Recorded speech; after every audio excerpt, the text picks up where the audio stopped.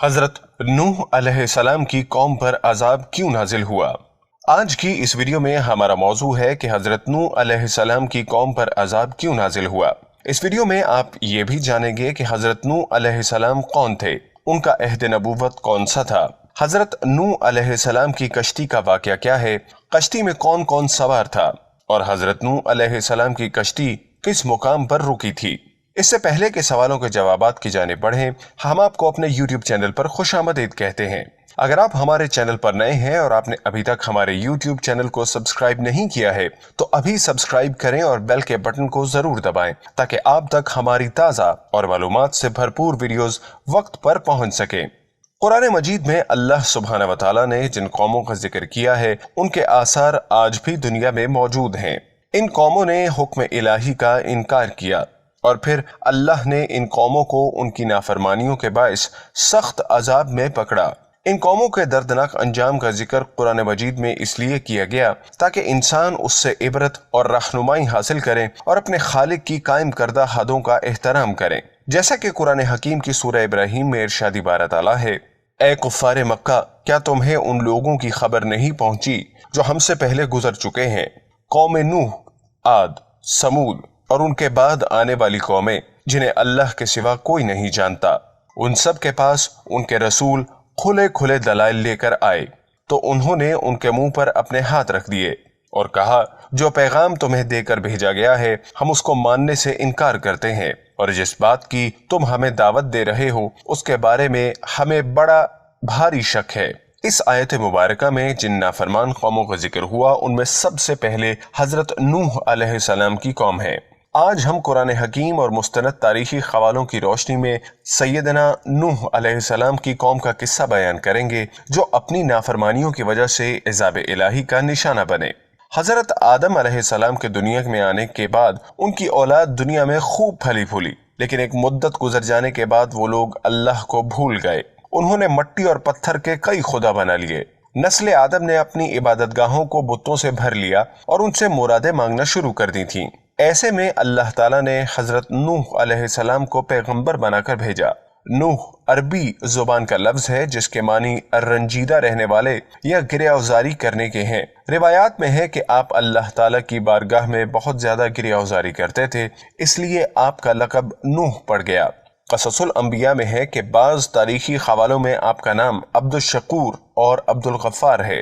हजरत आदम अलैहिस्सलाम और हजरत नूह अलैहिस्सलाम के दरमियान 13 सदियों का जमाना था। मतलब ये कि हजरत नूह अलैहिस्सलाम हजरत आदम अलैहिस्सलाम के 1300 साल के बाद दुनिया में तशरीफ लाए। सैयदना नूह अलैहिस्सलाम की कौम का लक़ब बनु रासिब था और जब हजरत नूह अलैहिस्सलाम को उनकी इस्लाह के लिए भेजा गया उस वक्त बनु रासिब बुत परस्ती में मुब्तला थे। उनके 5 मशहूर बुतों का जिक्र कुरान मजीद में किया गया है। कुरान हकीम की सूरह नूह की आयत मुबारका का तर्जमा है, और कहने लगे कि अपने माबूदों को हरगिज न छोड़ना और वद, सवा, यगूस, यऊक और नसर को कभी तर्क न करना। बनु रासिब में बुत परस्ती के अलावा और भी बहुत सी बुराइयां थीं जिनमें मैखोरी, बेहयाई सर फहरिस्त थी। मुख्तसर ये कि वो अल्लाह की नाफरमानियों और नाराजगी के तमाम काम करते, लेकिन अल्लाह ताला ने अपने बंदों पर रहम करते हुए और उन्हें दोबारा राह रास्त पर लाने के लिए हजरत नूह अलैहिस्सलाम को भेजा। सैयदना नूह ने अपनी कौम को अल्लाह ताला के एहसानात जितलाकर सीधे रास्ते पर चलने की तलकीन की और इस बुरी राह से मना फरमाया जिस पर वो चल रहे थे, कि उनको ये भी बताया कि अगर तुम बुतों को छोड़कर एक अल्लाह की तरफ रुजू ना हुए तो तुम पर अजाब नाज़िल होने का खतरा है, और कहा कि मुझे अल्लाह ने तुम्हारी तरफ अपना रसूल बनाकर भेजा है। आपने तकरीबन 900 साल तक लोगों को अल्लाह की तरफ बुलाया, मगर आपकी दावत पर सिर्फ 80 लोगों ने लब्बैक कहा, जबकि बाकी कौम ने सैयदना नूह अलैहिस्सलाम का तमस्खुर उड़ाया और कहा, भला ये बताओ तुम कैसे नबी बन गए? तुम तो हमारे जैसे गोश्त पोश्त के बने हुए हो और हम ही में पैदा हुए हो। तुम में ऐसी कौन सी चीज है जिससे हम तुम्हें नबी समझे? और अगर खुदा को नबी भेजना ही था तो वो किसी फरिश्ते को नबी बनाकर भेज देता। इससे पहले कि हम कौम नूह की इस नाफरमानी के बाद उन पर उतरने वाले अजाब के बारे में बात करें, हम आपको बताते चलें कि बनु रासिब बुत परस्ती में कैसे मुब्तला हुए। तारीखी इस्लाम के हवालों का मुतालिया करें तो पता चलता है कि बनु रासिब में बुत परस्ती की इब्तदा एक दम से नहीं हुई और ना ही ये लोग अकीदा तौहीद को छोड़कर बुतों को पूजने लगे। ہم نے بنو راسب کے جن بتوں کے نام ویڈیو میں بتائے ہیں، دراصل وہ بت ان لوگوں کے تھے جو اس قوم کے صالحین یعنی نیک اور پرہیزگار لوگ تھے۔ جب وہ دنیا سے رخصت ہو گئے تو ان کی وفات کے بعد لوگ دکھی ہوئے۔ شیطان نے اس موقع سے فائدہ اٹھا کر ان لوگوں کو بہکایا کہ ان کو اس چیز پر اکسایا کہ وہ رونے اور دکھی ہونے کی بجائے ان کی مورتیاں بنا لیں، اس طرح وہ انہیں ہمیشہ یاد کر سکیں گے۔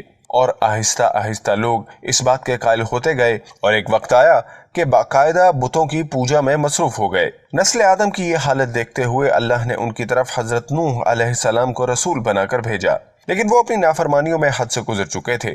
انہوں نے سیدنا نوح علیہ السلام کی دعوت خیر پر غفلت کا مظاہرہ کیا۔ حضرت نوح علیہ السلام اپنی قوم کو نصیحت فرماتے تو وہ ان کی بات کو ٹھٹھوں میں اڑاتے، کانوں میں انگلیاں ٹھونس لیتے تاکہ ان کی آواز کانوں میں نہ پہنچ جائے۔ قوم کی یہ سرکشی اور نافرمانی دیکھ کر نوح علیہ السلام نے اللہ سبحانہ وتعالیٰ کو پکارا اور کہا کہ اے اللہ، میں تو اس قوم سے تنگ آ گیا ہوں، اب تو ہی ان سے بدلہ لے۔ اللہ تعالیٰ نے نوح علیہ السلام کو حکم دیا کہ ایک کشتی بناؤ، اور یہ بھی حکم دے دیا کہ دیکھنا اب کسی کی سفارش نہ کرنا، اب ان پر ضرور عذاب نازل ہوگا۔ سیدنا نوح علیہ السلام اللہ تعالیٰ کے حکم کے مطابق کشتی بنانے میں لگ گئے۔ جب کشتی بن کر تیار ہو گئی تو اللہ نے حکم دیا کہ اپنے گھر والوں کو اور ان لوگوں کو کشتی میں سوار کر لو جو مجھ پر ایمان لے آئے ہیں، اور ہر جانور کا ایک ایک جوڑا بھی کشتی میں رکھ لو۔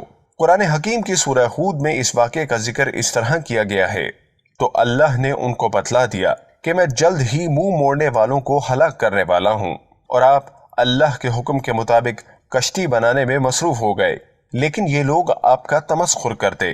اور پھر جب آپ اللہ کے حکم سے کشتی میں سوار ہو گئے، یہاں تک کہ جب ہمارا حکم آن پہنچا اور تنور جوش مارنے لگا تو ہم نے نوح کو حکم دیا کہ ہر قسم کے جانداروں میں سے جوڑا جوڑا لے لو، اور جس کی نسبت حکم ہو چکا کہ ہلاک ہو جائے گا اسے چھوڑ دو، اور اپنے گھر والوں میں سے جو ایمان لائے انہیں کشتی میں لے کر سوار ہو جاؤ، اور بہت کم ہی ہیں جو تمہارے ساتھ ہوں گے۔ جب سیدنا نوح نے ہر قسم کے جانداروں کے ایک ایک جوڑے کو کشتی میں سوار کر لیا اور اہل ایمان کو بھی، تو اللہ نے قوم نوح پر عذاب نازل کیا، جسے قرآن مجید میں اس طرح بیان کیا گیا ہے۔ پس ہم نے زور کے می سے آسمان کے دہانے کھول دیے اور زمین پر چشمے جارے کر دیے، تو پانی جس کام کے لیے حکم ہو چکا تھا جمع ہو گیا، تو نجات پانے والے کشتی میں محفوظ رہے اور باقی سب غرق ہو گئے۔ اور آپ نے اپنے بیٹے کو بھی پکارا لیکن وہ انکار کرنے والوں میں ہوا۔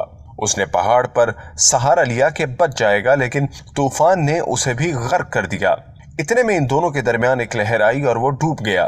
اس طرح قوم نوح اپنی نافرمانیوں کے باعث اپنے انجام کو پہنچی، اور نوح علیہ السلام کی کشتی جودی پہاڑ کی چوٹی پر جا کر ٹھہری۔ اللہ سبحانہ وتعالیٰ کے حکم سے سیلاب رک گیا اور زمین نے سارا پانی اپنے اندر جذب کر لیا۔ اللہ تعالیٰ نے سیدنا نوح علیہ السلام کو حکم دیا کہ کشتی سے اتر جاؤ، تجھ پر اور وہ لوگ جو تجھ پر ایمان لائے ہیں ان پر ہماری رحمتیں برکتیں نازل ہوں گی۔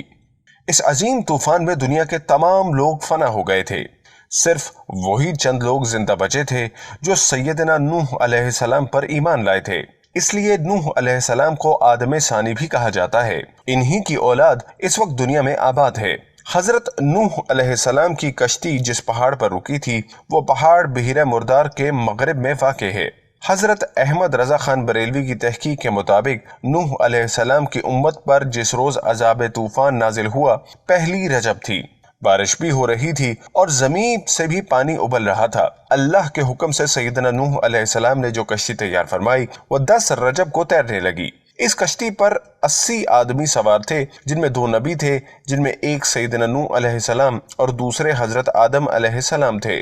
کیونکہ حضرت نوح نے اس کشتی پر حضرت آدم علیہ السلام کا تابوت رکھ لیا تھا اور اس کے ایک جانب مرد اور دوسری جانب عورتیں بیٹھی تھیں۔ پانی اس پہاڑ سے جو سب سے بلند تھا 30 ہاتھ اونچا ہو گیا تھا۔ 10ویں محرم کو 6 ماہ کے بعد سیدنا نوح کی کشتی جودی پہاڑ پر ٹھہری۔ سب لوگ پہاڑ سے اترے اور پہلا شہر جو بسایا اس کا نام سوق السمیانین تھا۔ سیدنا نوح علیہ السلام کے 3 بیٹے طوفان میں بچ گئے تھے کیونکہ وہ مسلمان تھے، جن کے نام حام، سام اور یافس تھے۔ مورخین کا نظریہ ہے کہ اس وقت کی تمام نسل انسانی حضرت نوح علیہ السلام کی انہی 3 فرزندوں کی طرف سے ہے۔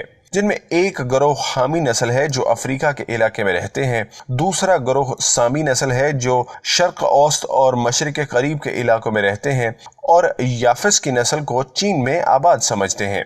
ये है वो हकायक जो कौम नूह की तबाही का बायस बने। इसमें कोई शक नहीं कि जिन जिन कौमों ने अल्लाह के अहकामात की नाफरमानी की और उन्हें मानने से इनकार किया, वो दर्दनाक अजाब में मुब्तला हुई। इसलिए जरूरी है कि हम भी अपना क़िबला दुरुस्त कर लें और इस ज़ात की जानिब रुजू करें जो इस सब का मालिक है जो हम देखते हैं और इस सब का भी जो हमारी नज़रों से ओझल है।